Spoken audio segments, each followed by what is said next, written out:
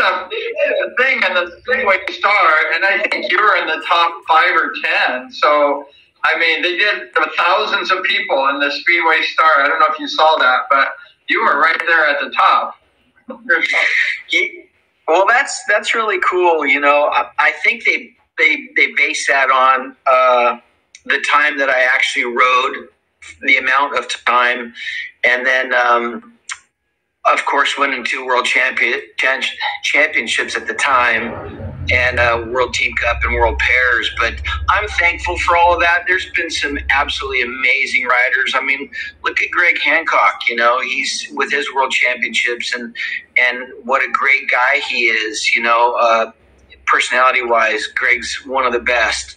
Tony Rickardson, and the list goes on and on. Ole, Ivan, you know, Eric Gunderson. These guys are amazing. I'm certainly happy. I mean, I spent 5 years in Europe, and I sure wanted to win the World Championship in Sweden, which I didn't. Made some mistakes, and I learned from that. But yeah, I had a great run. It was truly awesome. Well, if you raced as long as, let's say, Ivan Major, you would have been the greatest of all time. If you raced like 21 years or something. Let me tell you something.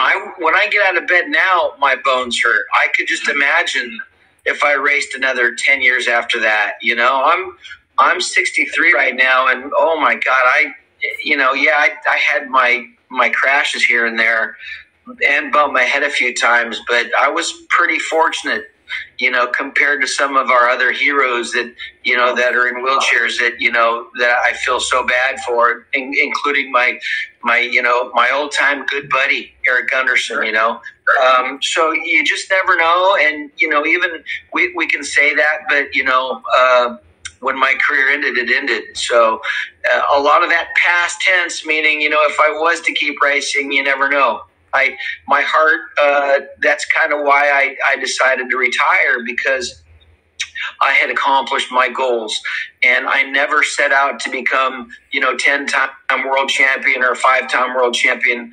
You know, I won 2 of them back to back, and, you know, Wembley was incredible. I don't think to this day, well, I mean, I'm saying that because it's my own personal opinion, that Wembley Stadium was absolutely amazing as far as the supporters go, and the atmosphere. And yeah, I had some awesome races that night, and then to go to the Coliseum, first time in America that the World Championship was there, and I was reigning world champion, and to win it again, I mean, it was, you know, like I said, just unbelievable for me. But you know, like I said, you know, I had accomplished my goals, and you know, it was really tough for me to live in Europe at that time. We were racing 150 nights out of the year, and it kicks your ass, and the amount of traveling you're doing. And I was away from my family here, and you know, of course, I grew up at the beach, so I missed the beach too.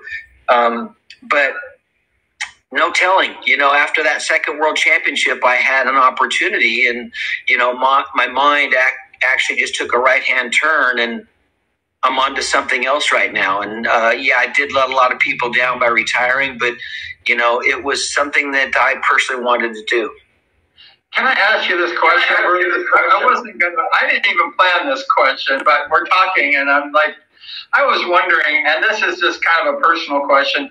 Did, you know, Denny Pyatt, he passed away the same year he retired in '82, and that was tragic, because I raced Denny, you raced with Denny, and we love Denny so much. He's a brother, and we miss him, you know, dearly. Rest in peace, Denny Pyatt. And did his passing have any effect on you? Because it did on me, and I wasn't even riding. You know,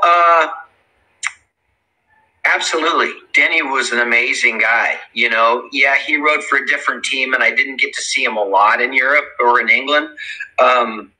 And of course you have that in the back of your mind, that could happen to me, and that could happen to my next good buddy or my next good buddy. And regardless if they were American or, you know, British or Swedish or Dane, you know, it really does affect you. But when you set your mind to become world champion, you have to eliminate everything but focus directly on what you're trying to accomplish. Like I've said many times, I look at guys like Scott Autry that, we'd show up at the racetrack and Autry had, a little baby in a stroller. And I always thought, it's hard enough to concentrate, but having a little child or a little baby thinking, man, this is what I want to do. But what happens if, I crash, I'm not able to be a father figure or help, I always thought of that when I was racing Speedway. Even having a wife, that's a lot on your plate right there. At that time, I didn't have a wife. I had girlfriends and quite a few at the time here and there, but absolutely that it sets something on your mind. But you have to focus. And like I was saying, even at Gothenburg, I kept telling myself after I lost that night, or saying to myself, man, there's a chance that I could never become world champion because perhaps mentally I'm not stable enough to pull it off. What if my motorcycle breaks? There's 10 million pieces of the puzzle that every single piece has to fit in that night. Okay, it was that night in the past. Now it's the GP system. But you couldn't make mistakes. Yes, you could possibly get second in a race, but you can't make mistakes because you're going to lose it. Even including all the qualifiers, building up to the world championship. So I always had that in my mind, am I mentally stable? And I lost a lot of races. And of course, I won my share of them, but it's always on your mind. Oh, that's true. Well, let me go back a little bit with you, and thank you so much for that, because I think you were mentally stable because you did a really good job. So, but let's go back. I would give you a passing grade on that one. You did a great job. I think if you were to ask my wife right now, she'd probably, say something a little different, Well, you have a good wife, Bruce, and she's really great with computers too. Oh yeah, right. She is, but I'm not. Can you tell us about your childhood in Balboa Beach? What was it like to be like a child, like a young boy named Bruce Penhall? What was that like when you were a little kid, running around the beach as Bruce Penhall? Well, to back up just a little bit, I was born in Anaheim, California, for our supporters across the world. That is in the city of, hang on, come on, Bruno. Sorry, Bruno wants to say hi, you guys. There, that's Bruno. Hey, Bruno. He's my guard dog.